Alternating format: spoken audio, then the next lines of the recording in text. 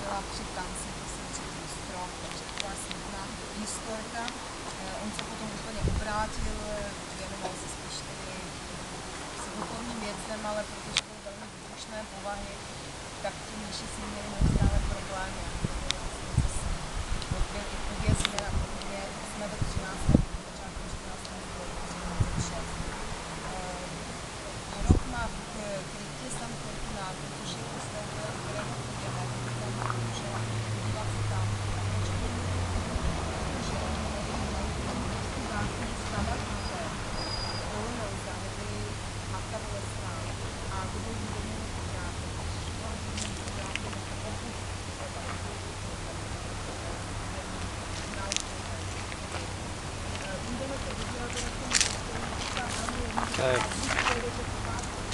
What town is this, Eric? Todi. Todi. Beautiful town of Todi.